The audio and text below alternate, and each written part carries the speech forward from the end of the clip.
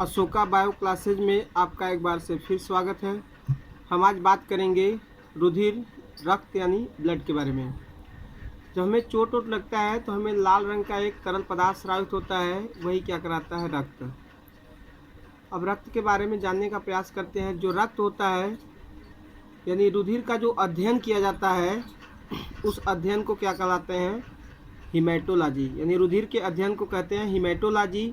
और जो रुधिर होता है, रुधिर जो हमारी अस्थि मज्जा होती है, यानी हड्डियाँ जो खोखली है तो उसमें जो पदार्थ भरा है उसी बोलते हैं बोन मरे अस्थि मज्जा, तो उसी में बनता है।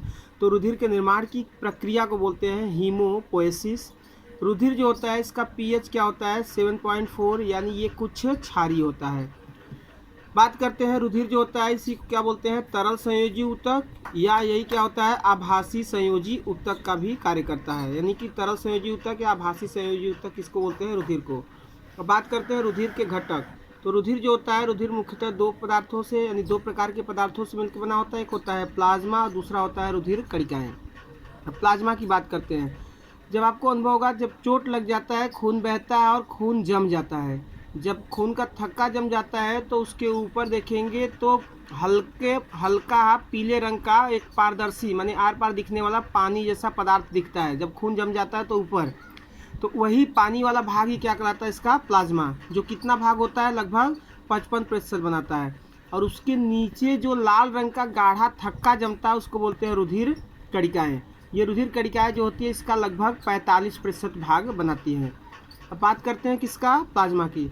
तो प्लाज्मा जो होता है, अभी बात हुई थी कि प्लाज्मा कैसा दिखता है? हल्का पीला रंग का। तो जब हल्का पीला रंग का दिखता है तो उसमें हल्के पीले रंग का कलर कौन सा होता है? तो बिलीरुबिन। ये बिलीरुबिन जो पदार्थ है इसी कारण इसका रंग कैसा होता है? हल्का पीला।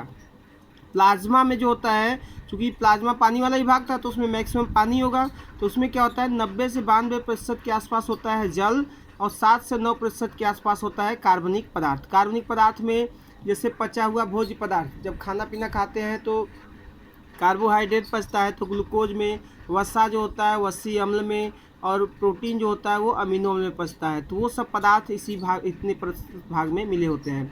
बात कर रहे हैं प्रोटीन जो होता है प्लाज्मा में कितने प्रोटीन होते हैं? तो 4 प्रोटीन होते हैं, एल्बुमिन, ग्लोबुलिन, प्रोथ्रम्बिन और फाइब्रिनोजन। एल्बुमिन जो होता है ये सबसे छोटा प्लाज्मा प्रोटीन होता है। सबसे छोटा प्लाज्मा प्रोटीन कौन सा होता है? एल्बुमिन। और सबसे बड़ा प्लाज्मा प्रोटीन कौन सा होता है? फाइब्रिनोजन। फाइब्रिनोजन जो होता है सबसे बड़ा प्लाज्मा प्रोटीन होता है। और फाइब्रिनोजन ही क्या करता है? रुधिर का थक्का जमाने का कार्य करता है। बात करते हैं रुधिर कणिकाएं की। तो रुधिर कणिकाएं जो होती है, रुधिर का लगभग कितना बताए थे? 45%। प्लाज्मा 55% भाग है, तो 100 में से यदि 55 घटाएंगे तो कितना आएगा? 45। यानी 45% भाग क्या बनाती है? रुधिर कणिकाएं। अब रुधिर कणिकाएं जो होती हैं ये 3 प्रकार की होती है। लाल रुधिर कणिकाएं, जिसको आप बोलते हैं क्या? इरिथ्रोसाइट्स के नाम से भी जानते हैं, और इसी को शॉर्टकट में आरबीसी, रेड ब्लड कार्पसेल्स बोलते हैं।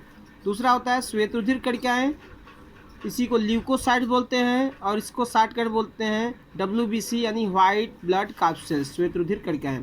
और तीसरा होता है प्लेटलेट्स या इसी को बोलते हैं आप थ्रोम्बोसाइट्स। अब हम बात करते हैं किसके बारे में? आरबीसी, यानी पहली रुधिर कणिका के बारे में आरबीसी। आरबीसी की बात किया जाए तो आरबीसी जो होता है, पहले तो ये कोशिका है और कोशिका में लगभग सारे कोशिकांग होने चाहिए, लेकिन आरबीसी में क्या कौन कौन कोशिकांग नहीं होता है? तो आरबीसी में माइटोकांड्रिया नहीं होता है। तो जब माइटोकांड्रिया नहीं होगा तो वो श्वसन कौन सा करेगी? आक्सी की अनाक्सी? सीधी सी बात है, आक्सी श्वसन में माइटोकांड्रिया भाग लेता है, तो माइटोकांड्रिया है ही नहीं आरबीसी में, तो आरबीसी में कौन सा श्वसन होता है? अनाक्सी श्वसन। इसके बाद इसमें क्या नहीं होता है? केंद्रक नहीं होता और अंतःद्रव्यी जालिका नहीं होता है। तो आरबीसी में केंद्रक, अंतःद्रव्यी जालिका और माइटोकांड्रिया अनुपस्थित होता है। एंटीजन की बात करें तो एंटीजन यानी जो प्रतिजन बोलते हैं, प्रतिजन जो होती है जो आरबीसी की कोशिका कला होती है उसकी कोशिका कला पर ही उपस्थित होता है। और प्लाज्मा में क्या होता है? प्रतिरक्षी, यानी कि प्रतिरक्षी जिसको बोलते हैं आप एंटीबॉडी। आपने सुना होगा जब कोरोना का काफ़ी ज़्यादा इससे पहले जब रोगी ठीक होते थे तो प्लाज्मा थेरेपी की जाती थी। तो प्लाज्मा थेरेपी में एंटीजन जो एंटीबॉडी होता था उसी प्लाज्मा में रहता था उस रोगी का, जो उस वायरस के प्रति क्या करता था? इम्यूनिटी, माने कि रोग से लड़ने की क्षमता उत्पन्न करता था। तो इसका मतलब सिंपल सी भाषा में समझाना चाहें तो प्लाज्मा में क्या होता है, प्रतिरक्षी होता है जिसको एंटीबॉडी बोलते हैं, और प्रतिजन कहाँ होता है, आरबीसी की कोशिका कला पे। अगला बात करें, आरबीसी जो होता है, आरबीसी किस रंग का होता है, लाल रंग का। और लाल रंग किसके कारण होता है, हीमोग्लोबिन के कारण। ये हीमोग्लोबिन जो होता है दो पदार्थों से मिलकर बना है।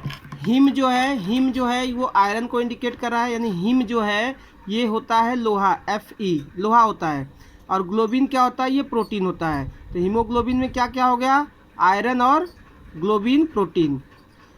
तो यदि सीधी सी बात में कहा जाए तो आरबीसी में कौन सा धातु पाया जाता है, तो हीम माने आयरन, लोहा पाया जाता है। तो हीमोग्लोबिन, तो ग्लोबिन क्या था, प्रोटीन, तो हीमोग्लोबिन के कारण कैसा रंग हो जाता है, लाल।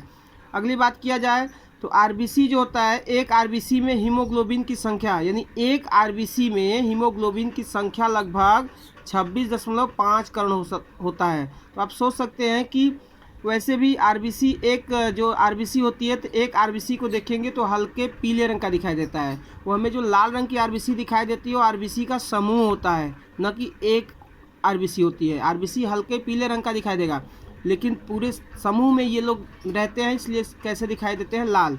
और एक आरबीसी में हीमोग्लोबिन की संख्या लगभग 26.5 करोड़ होता है।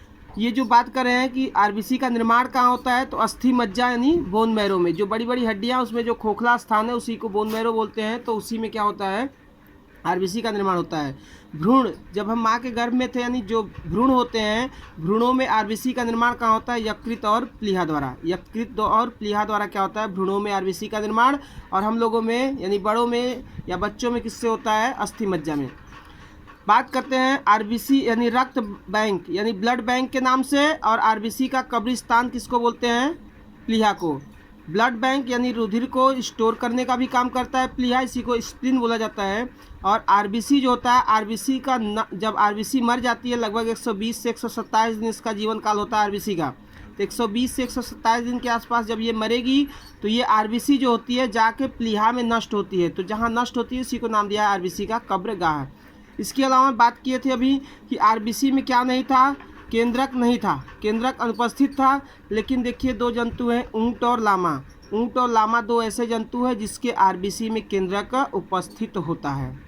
इस तरह से हमने आज जाना ये रुधिर के घटक और प्लाज्मा के बारे में, और रुधिर कणिकाओं में सिर्फ आरबीसी के बारे में। नेक्स्ट वीडियो में हम लोग श्वेत रुधिर कणिका प्लेटलेट्स के बारे में बात करेंगे। तो वीडियो को आप लाइक कर दीजिएगा और अपने दोस्तों में शेयर और सब्सक्राइब कर दीजिएगा। थैंक्स।